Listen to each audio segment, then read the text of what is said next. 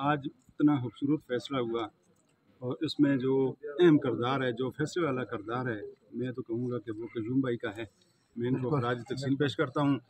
उसके बाद सबके किरदार हैं, लेकिन मैं आज वाजिद भाई को SHO नहीं कहता, बग़ैर खुशामद के मैं इनको आज जज कहता हूँ। आज जज वाला किरदार इन्होंने अदा किया है और सबसे ज़्यादा काम इन्होंने किया है।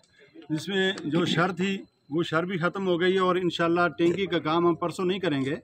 अल्लाह ताला मुझे ज़िंदा रखे तो सब भाइयों के पास मैं आऊँगा और सुबह सवेरे इंशाल्लाह टैंकी का काम भी शुरू करेंगे और इस शहर को आगे दूसरे झगड़े तक मैं नहीं जाने दूंगा इंशाल्लाह। और पानी थोड़ा है ज़्यादा है, मेरा अल्लाह कहता है कि पानी की जो चीज़ भी है उसको बांटो मेरे नाम पे, मैं उसके 10 गुना ज़्यादा देता हूँ। तो उम्मीद है वो पानी भी ज़्यादा होगा और ये शर भी। और हम एक लोग हैं, बजना है ना पाइन है ना कुछ और है, हमारी रिश्तेदारियाँ नीचे हैं, सब के ऊपर हैं, सब एक लोग इंशाल्लाह। और बहुत अच्छा काम, खासकर मैं अपने जज साहब का बहुत शुक्रगुजार हूँ।